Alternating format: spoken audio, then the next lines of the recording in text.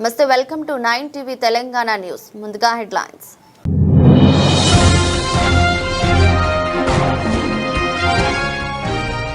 ఇక వాహనాలు మాట్లాడుకుంటాయి. ప్రమాదాలకు చెక్ పెట్టేలా గడ్కరీ ప్రకటన. వాహనాల మధ్య వేగం, లొకేషన్ సమాచారంతో డ్రైవర్లకు అప్రమత్తత.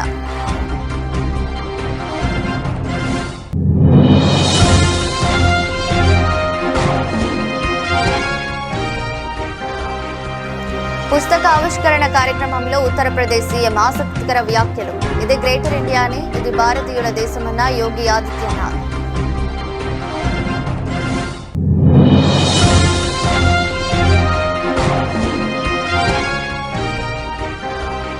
పోలీసులతో వచ్చి మమతా బెనర్జీ కీలక డాక్యుమెంట్లు తీసుకువెళ్లారు. ఈడీ సంచలన ఆరోపణలు.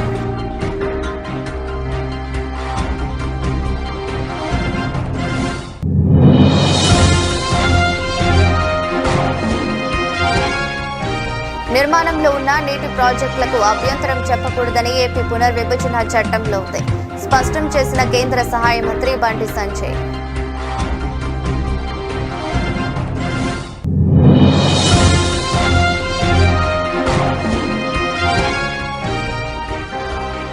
సీఎం రేవంత్ తో హిమాచల్ ప్రదేశ్ మంత్రి భేటీ. తెలంగాణ విద్యా విధానంపై ఆరా.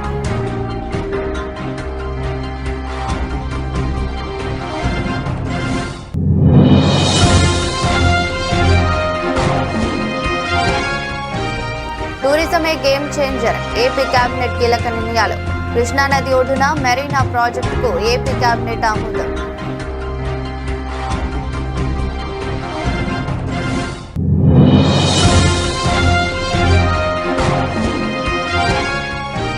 కేసీఆర్ ఫామ్ హౌస్ కు కొండా సురేఖ సీతక్క. టీఆర్ఎస్ అధినేత ఆత్మీయ పలకరింపు. మేడారం జాతర ఆహ్వాన పత్రిక అందజేసిన మంత్రులు.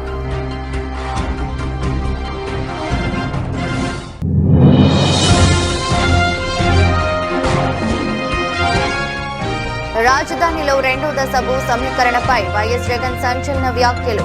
మొదటి దశలో తీసుకున్న భూమి అభివృద్ధి చేయకుండా మళ్లీ రెండో దశ ఎందుకని నిలదీత.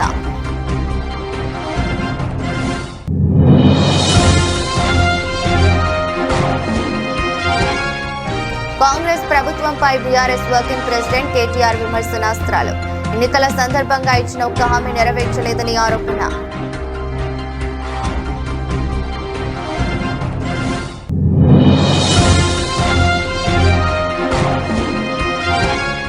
విజయవాడలో అమరావతి ఆవకాయ ఫెస్టివల్ ను ప్రారంభించిన సీఎం చంద్రబాబు. తెలుగు సినిమా సంస్కృతి రుచుల వైభవాన్ని చాటి చెప్పడమే ఉత్సవాల లక్ష్యం.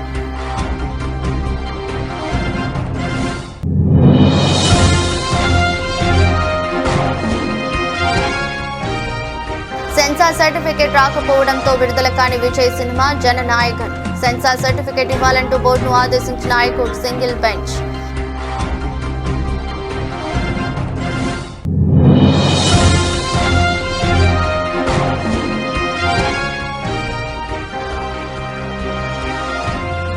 అమ్మాయిల మెగా సమరం. నేటి నుంచే WPL 4వ సీజన్.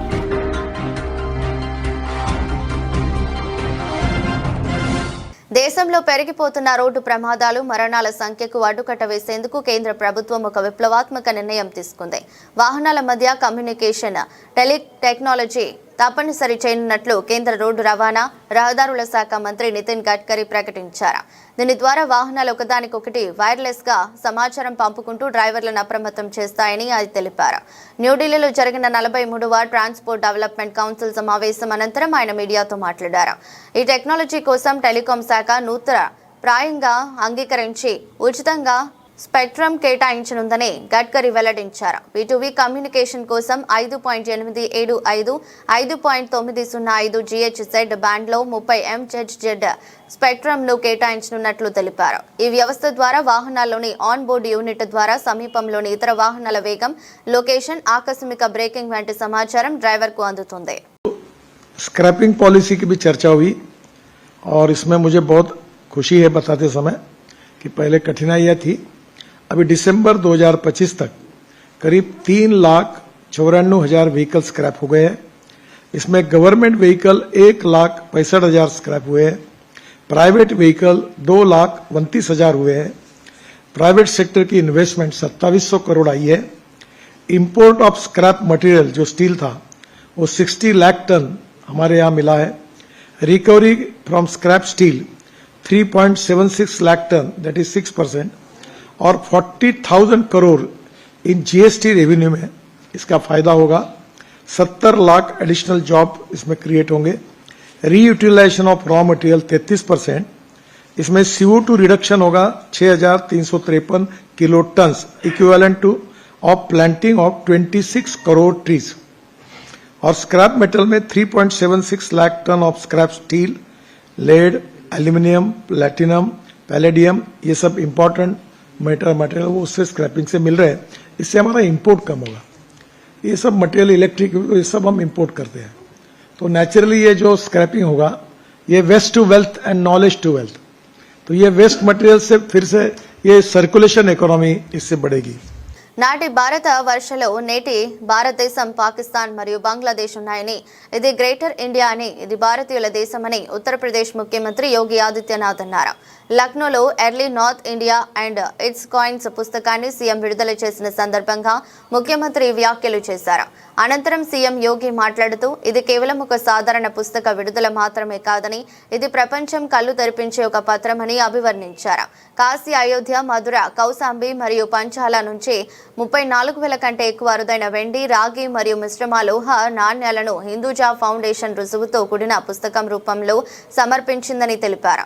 పుస్తక రచయిత ఆచార్య దేవేంద్ర హండా జే, హిందూజా ఫౌండేషన్ మరియు మొత్తం బృందానికి యోగి ఆదిత్యనాథ్ హృదయపూర్వక అభినందనలు మరియు శుభాకాంక్షలు తెలిపారు. यह पुस्तक और ये समारोह एक केवल एक सामान्य पुस्तक का विमोचन नहीं है, दुनिया की आंखों को खोलने वाला एक दस्तावेज भी है।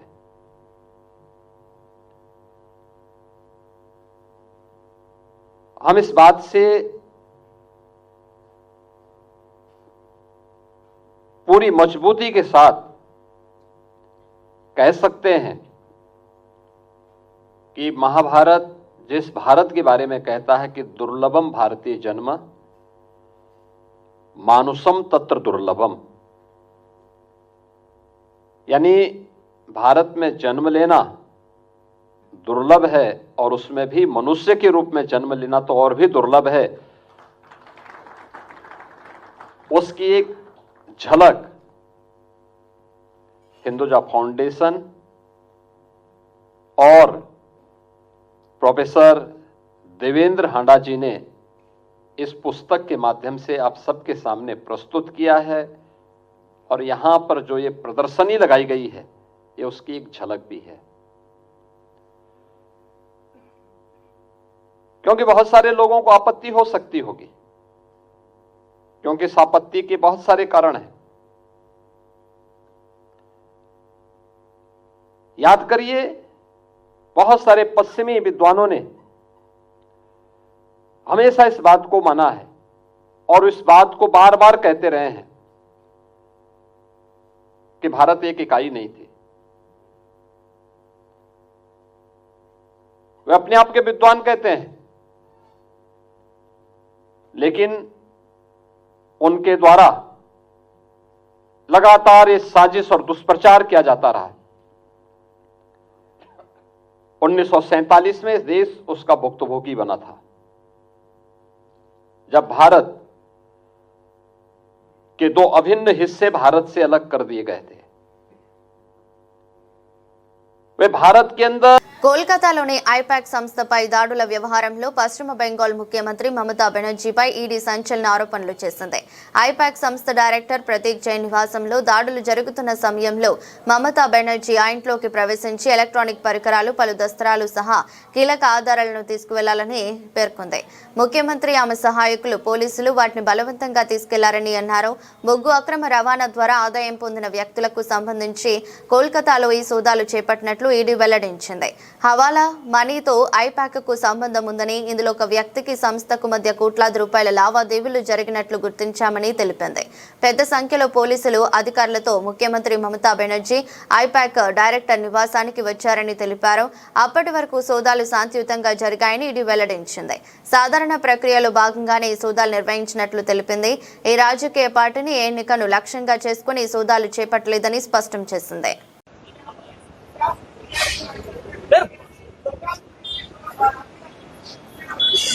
যেমনটা দেখতে পাচ্ছেন সকাল 7টা থেকে কিন্তু আইপ্যাকের এই অফিসে কিন্তু ইডি রেড চলছে।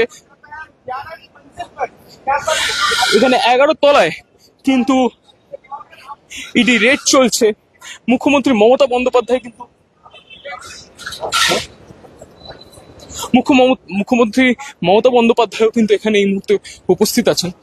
আমরা চেষ্টা করব ভেতরে যাওয়ার। এই মুহূর্তে এখানে కన్స్ట్రక్షన్ కాজ চলছে কিন্তু 11వ ఫ్లోరే ఈ గోడ్రేజ్ వాటర్ సైడ్. ఆంధ్రప్రదేశ్ పునర్విభజన చట్టంలో అప్పటికే నిర్మాణంలో ఉన్న నీటి ప్రాజెక్టులకు అభ్యంతరం చెప్పకూడదని ఉందని కేంద్ర సహాయ మంత్రి బండి సంజయ్ స్పష్టం చేశారు.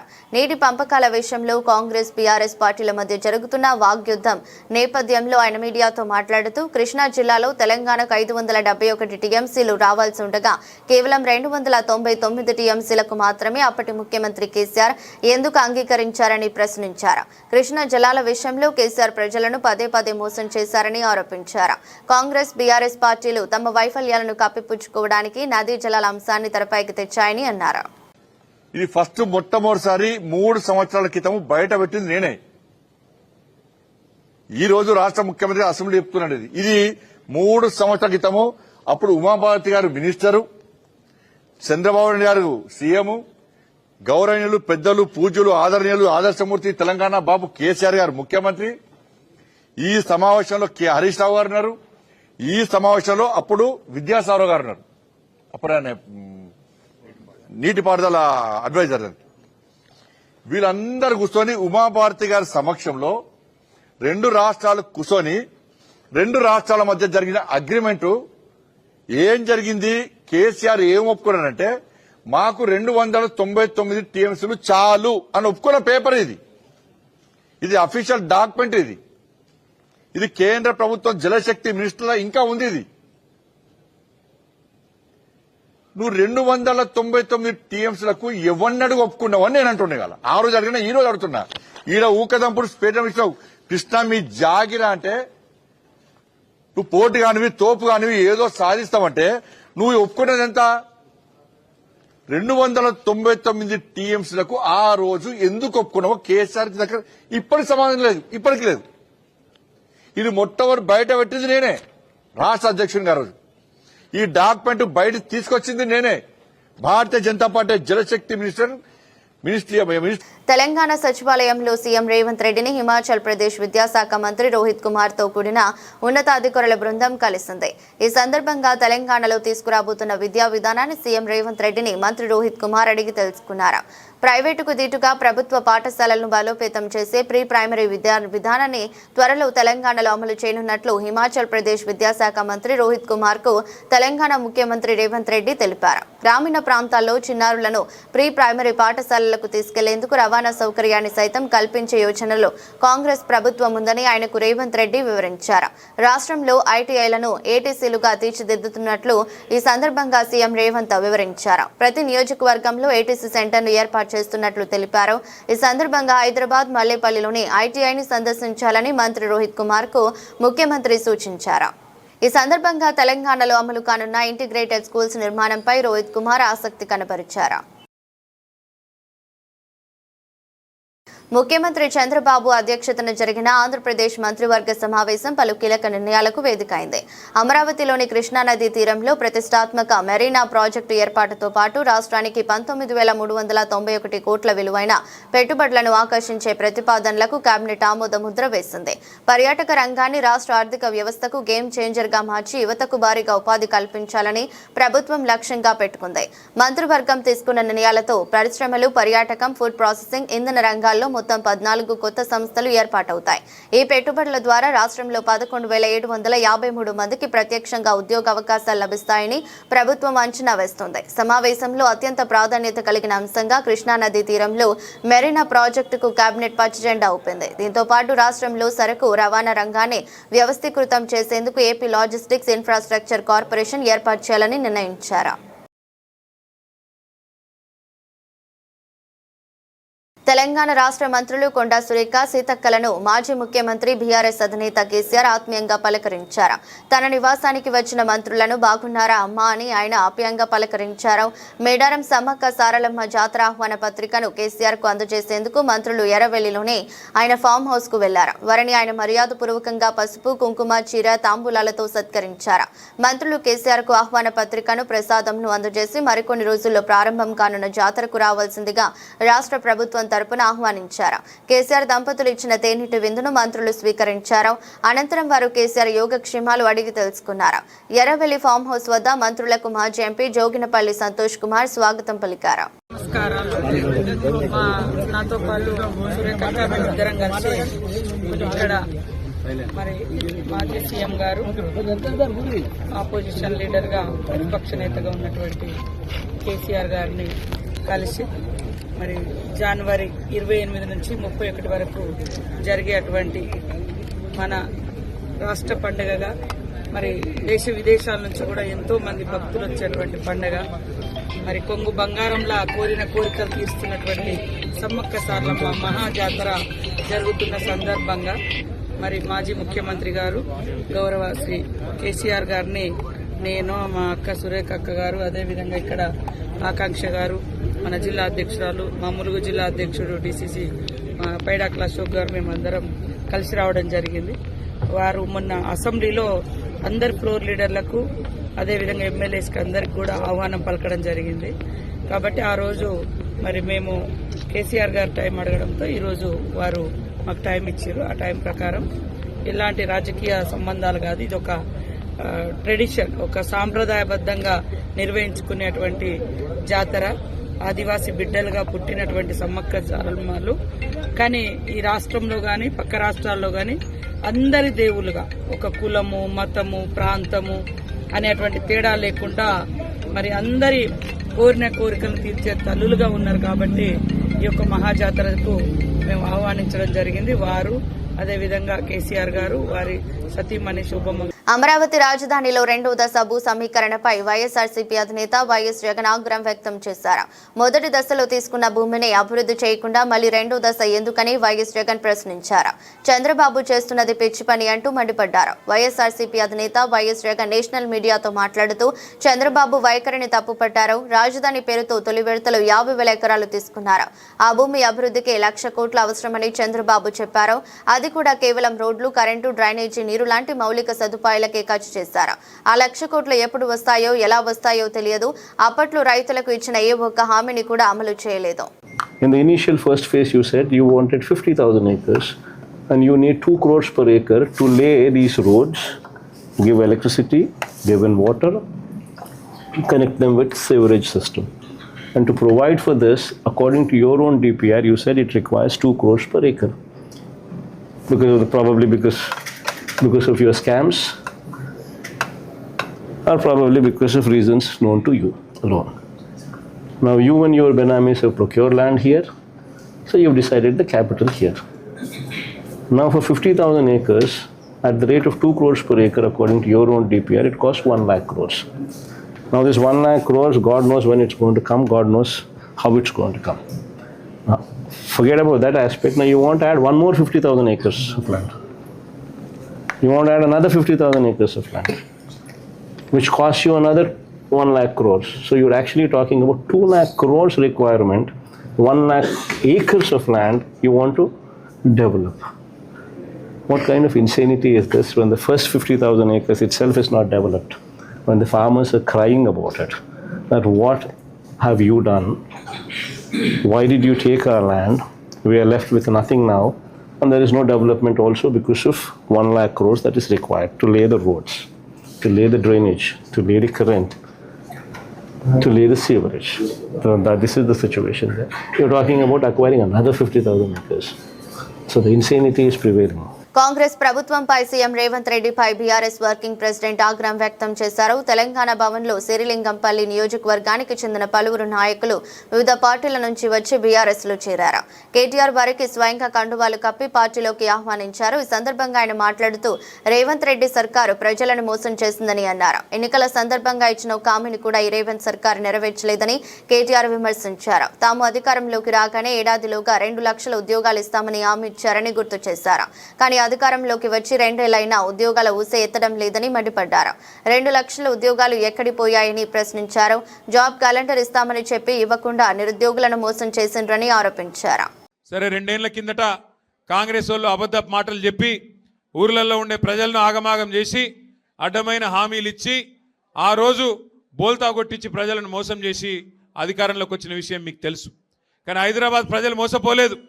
హైదరాబాద్లో మాత్రం ఒక్కటంటే ఒక్క సీటు కూడా కాంగ్రెస్కి ఇయ్యలే. మొత్తం బీఆర్ఎస్ని గెలిపించినందుకు మీ అందరికీ నా ధన్యవాదాలు. ముఖ్యంగా శేర్లింగంపల్లి నియోజకవర్గంలో ఆనాడు ఈరోజు ఎమ్మెల్యేగా ఉన్న గాంధీ ఆ రోజు పాంప్లెట్లు కొట్టించిండు. 9,700 కోట్ల అభివృద్ధి 9.5 ఏళ్లలో చేసినాం. సంవత్సరానికి 1000 కోట్లతో అభివృద్ధి చేసినాం కేసీఆర్ గారి నాయకత్వంలో అని చెప్పి ఆ రోజు పాంప్లెట్లు కొట్టించి మళ్ళొక్కసారి మీ ఆశీర్వాదం కోరుతున్నా అని చెప్పి అన్ని డివిజన్లలో ప్రచారం చేసి మీ దయతోని కేసీఆర్ గారి బొమ్మ మీద కారు గుర్తు మీద గెలిచొచ్చిండు ఎమ్మెల్యే. కానీ ఏం పుట్టిందో ఏమో మరి గెలిచినాక సంవత్సరంకే సడన్గా కాంగ్రెస్ వాళ్ళు అందంగా కనబడ్డారట. ఆయనకు కాంగ్రెస్ వాళ్ళు చాలా గొప్ప పని చేసిండట, వాళ్ళు ఏందో ఊడవీకినట, కాబట్టి నేను కాంగ్రెస్లోకి పోతున్నాను పోయిండు. ఎందుకు పోయిండా అని మేము తెలుసుకుంటే తర్వాత తెలిసి వచ్చింది మాకు. ఆయనకేదో 11-12 ఎకరాలు జాగుందట గాడెన్నో కుతుబులాపూర్లో. రేవంత్ రెడ్డి ఫోన్ చూసినావు గాజుల రామారావు అట అడ్రస్ కూడా ఎరికేనా తమ్మి నీకు? ఒక భూమి 1000 కోట్ల భూమి అట. ఆ భూమి కోసం ఇలా ఆత్మను చంపుకొని మనిషి కూడా అమ్ముడు పోయి రేవంత్ రెడ్డి సంకలది వచ్చిండు. ఆ భూమి మరి పోయేటప్పుడు కొంట పోతాడో ఏదో నాకు తెలియదు, కానీ ఆ భూమి కోసం ఇవాళ పోయి ఆ పార్టీలో వచ్చిండు. నేను ఒకటే అడుగుతున్నా ఇక్కడికి వచ్చిన మా తమ్ములను, మా చెల్లెళ్లను, మా అక్క అన్నలను కూడా ఒక్క మాట ఆలోచన చేయండి. 2 ఏళ్లలో ఈ కాంగ్రెస్ ప్రభుత్వం వచ్చినాక గరీబోళ్ళకి ఏమైనా మంచి చేసిండ్రా, ఏమైనా సాయం చేసిండ్రా ఆలోచన చేయండి. ఎన్ని మాటలు చెప్పిండ్రు. అత్తలకు 4,000 ఇస్తా, కోడళ్లకు 2,500 ఇస్తా అన్నాడు. వచ్చినాయా? కేసీఆర్ 2,000 ఇస్తే 4,000 ఇస్తా అన్నాడు. పెన్షన్ వచ్చిందా? కేసీఆర్ ఒక తెలుగు సంస్కృతి, సినిమా, సాహిత్యం, కళలు, రుచుల సమ్మేళనంగా విజయవాడలో అమరావతి ఆవకాయ ఫెస్టివల్ 2026 అంగరంగ వైభవంగా ప్రారంభమైంది. పున్నమి ఘాట్లోని ప్రధాన వేదికపై 3 రోజుల పాటు జరిగే ఈ ఉత్సవాలను ముఖ్యమంత్రి చంద్రబాబు లాంఛనంగా ప్రారంభించారు. ఈ సందర్భంగా కృష్ణానదిలో నూతనంగా ఏర్పాటు చేసిన హౌస్ బోట్లను కూడా ఆయన ప్రారంభించారు. అనంతరం కార్యక్రమంలో సీఎం చంద్రబాబు మాట్లాడుతూ అమరావతి దేవతల రాజధాని అని, వెంకటేశ్వర స్వామి ఆశీస్సులతో అభివృద్ధి పదంలో పయనిస్తుందని అన్నారు. విజయవాడను అత్యంత పరిశుభ్రమైన నగరంగా అమరావతి పచ్చని నగరంగా మారుస్తామని హామీ ఇచ్చారు. కృష్ణానది ఒడ్డున గంటసేపు గడిపితే ఎలాంటి ధ్యానం అవసరం లేదని, అంతటి ప్రశాంతత ఇక్కడ ఉందని ఆయన పేర్కొన్నారు. ఆహ్లాదకరమైన వాతావరణం ఎంత బాగుందంటే రాత్రికంతా ఇక్కడే ఉండిపోవాలనిపించే ఆహ్లాదకరమైన వాతావరణం. ఒక పక్క కృష్ణా రివర్, ఇంకొక పక్క ప్రశాంతమైన వాతావరణం, పక్కనే కొండ మీద దుర్గమ్మ మనలందరినీ ఆశీర్వదిస్తూ ఈ కార్యక్రమానికి నేను మీ అందరికీ స్వాగతం పలుకుతున్నా. ఈరోజు తెలుగు సంస్కృతి, సాహిత్యం, తెలుగు సినిమా వైభవాన్ని ప్రపంచానికి తెలిసేందుకు ఆవకాయ్ అమరావతి ఫెస్టివల్. ఇప్పుడే చాలా మంది జస్టిఫికేషన్ ఇచ్చారు. జస్టిఫికేషన్ ఏమీ అవసరం లేదు. ఆవకాయ్ అనంగానే గుర్తొచ్చేది ఆంధ్రప్రదేశ్. అది మనందరి సాంప్రదాయం, మన యొక్క సాంస్కృతిక వైభవం అని చెప్పి కూడా నేను మీకు తెలియజేస్తున్నా. జనవరి నెలంటనే న్యూ ఇయర్ జోష్, ఇది అవుతానే సంక్రాంతి సంబరాలు. ఇంకొక వైపు ఫెస్టివల్ 3 వచ్చింది. ఇకపోతే గోదావరి కోడి పందాలు, ఇంకా మొత్తం ప్రపంచం అంతా వీక్షించే పరిస్థితి. ఇది ఒక రోజు వచ్చింది కాదు, తరతరాలుగా మనకు వచ్చినటువంటి వారసత్వం. అందుకే మన సంస్కృతి, సాంప్రదాయాలు. తమిళ స్టార్ దళపతి విజయ్ నటించిన జననాయకన్ మూవీ విడుదల అంశం ఎట్టకేలకు కీలక మలుపు తిరిగింది. ఈ సినిమాను యుఎస్ సెన్సార్ సర్టిఫికేట్ ఇవ్వాలంటూ మద్రాస్ హైకోర్టు సింగిల్ బెంచ్ సిబిఎఫ్సికి స్పష్టమైన ఆదేశాలు జారీ చేసింది. సినిమా ఇప్పటికే యుఎస్ సర్టిఫికేట్ కు అర్హమని భావించినప్పుడు మళ్లీ రివ్యూ కమిటీకి పంపాల్సిన అవసరం ఏముందని కోర్టు సెన్సార్ బోర్డును ప్రకటించింది. ముందే యుఎస్ సర్టిఫికేట్ ఇస్తామని చెప్పిన నేపథ్యంలో ఆలస్యం చేయకుండా వెంటనే సర్టిఫికేట్ జారీ చేయాలని సిబిఎఫ్సికి ఆదేశాలు ఇచ్చింది. దీంతో సింగిల్ బెంచ్ ఇచ్చిన ఆదేశాలను సవాల్ చేస్తూ సెన్సార్ బోర్డు వెంటనే మద్రాస్ హైకోర్టు డివిజన్ బెంచ్ ను ఆశ్రయించింది. సింగిల్ బెంచ్ ఉత్తర్వులు వెలువడిన కొద్దీ సేపటికే డివిజన్ బెంచ్ లో పిటిషన్ దాఖలైంది. ఈ పిటిషన్ పై చీఫ్ జస్టిస్ నేతృత్వంలోని ధర్మాసనం ఈ మధ్యాహ్నం విచారణ జరపనుంది. డైరెక్టర్ హెచ్ వినోద్ దర్శకత్వంలో దళపతి విజయ్ హీరోగా తెరకెక్కిన జననాయకన్ సినిమాను సంక్రాంతి కానుకగా ఈరోజు ప్రపంచ వ్యాప్తంగా విడుదల చేయాలని ముందుగా ప్రకటించారు. కానీ అనూహ్యంగా సెన్సార్ సర్టిఫికేట్ జారీ కాకపోవడంతో విడుదల వాయిదా పడింది. ఈ పరిణామం విజయ్ అభిమానులను తీవ్ర నిరాశకు గురిచేసింది. ఇప్పుడు కోర్టు ఆదేశాలతో సినిమా విడుదలపై మరోసారి ఆశలు చిగురించాయి. ఇక డివిజన్ బెంచ్ తీర్పు ఎలా ఉంటుందన్న దానిపైన ఆసక్తి నెలకొంది.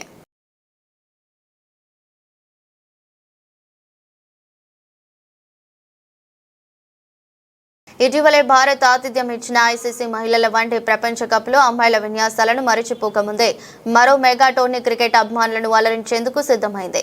భారత మహిళా క్రికెట్ గతిని మార్చిన ఉమెన్స్ ప్రీమియర్ లీగ్ 4వ సీజన్ కు వేలైంది. శుక్రవారం నుంచి ఈ టోర్నీ 4వ సీజన్ షురూ కానుంది.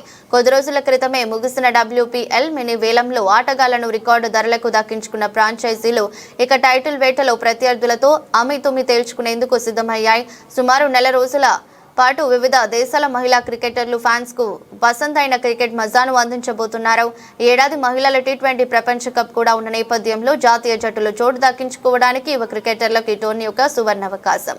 ఈసారి WPL 2 వేదికల్లో జరగనుంది. టోర్నీలో 5 జట్లు 22 మ్యాచ్లు జరగనుండగా తొలి దశ 11 మ్యాచ్లకు నవీ ముంబైలోని DY పాటిల్ స్టేడియం ఆతిథ్యం ఇవ్వనుండగా తర్వాత దశలో మ్యాచ్లు వడోదరలో జరుగుతాయి. డిఫెండింగ్ ఛాంపియన్ ముంబై ఇండియన్స్ స్మృతి మంతానా సారథ్యంలోని రాయల్ ఛాలెంజర్స్ బెంగళూరు మ్యాచ్ తో టోర్నీకి తెరలేపనుంది.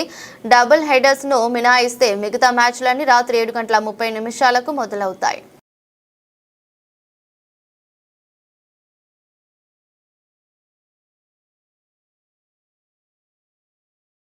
వార్తలు ముగించే ముందు మరోసారి హెడ్లైన్స్.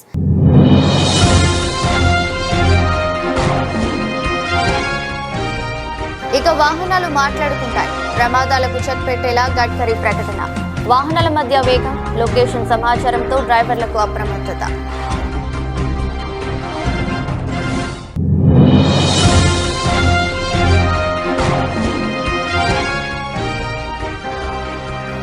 పుస్తక ఆవిష్కరణ కార్యక్రమంలో ఉత్తరప్రదేశ్ సీఎం ఆసక్తికర వ్యాఖ్యలు. ఇది గ్రేటర్ ఇండియా అని, ఇది భారతీయుల దేశమన్న యోగి ఆదిత్యనాథ్.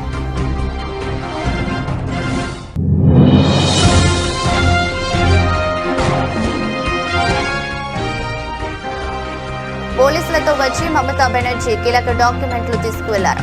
ఈడీ సంచలన ఆరోపణలు.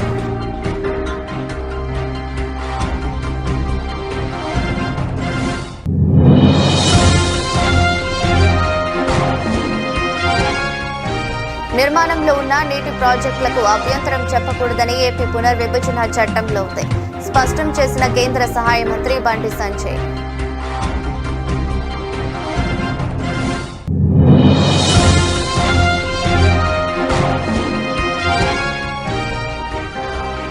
సీఎం రేవంత్ తో హిమాచల్ ప్రదేశ్ మంత్రి భేటీ. తెలంగాణ విద్యా విధానంపై ఆరా.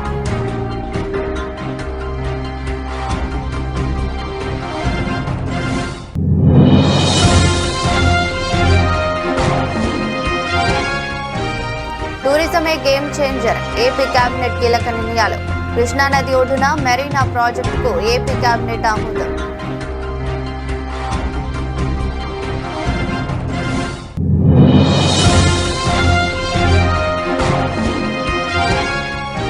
కేసీఆర్ ఫామ్ హౌస్ కు కొండా సురేఖ సీతక్క. టీఆర్ఎస్ అధినేత ఆత్మీయ పలకరింపు. మేడారం జాతర ఆహ్వాన పత్రిక అందజేసిన మంత్రులు.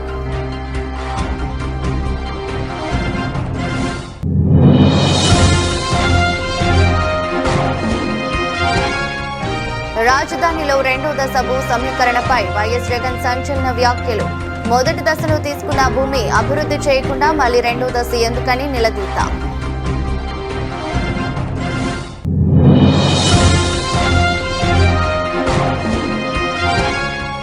కాంగ్రెస్ ప్రభుత్వంపై బీఆర్ఎస్ వర్కింగ్ ప్రెసిడెంట్ కేటీఆర్ విమర్శనాస్త్రాలు. ఎన్నికల సందర్భంగా ఇచ్చిన ఒక్క హామీ నెరవేర్చలేదని ఆరోపణ.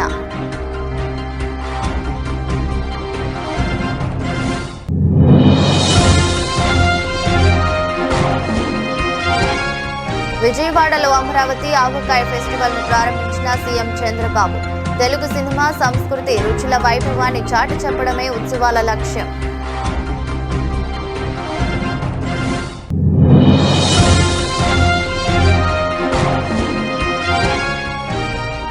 సెన్సార్ సర్టిఫికేట్ రాకపోవడంతో విడుదల కాని విజయ్ సినిమా జననాయకన్.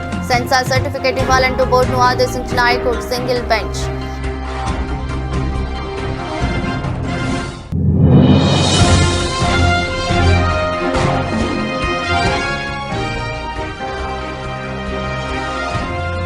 అమ్మాయిల మెగా సమరం. నేటి నుంచే WPL 4వ సీజన్.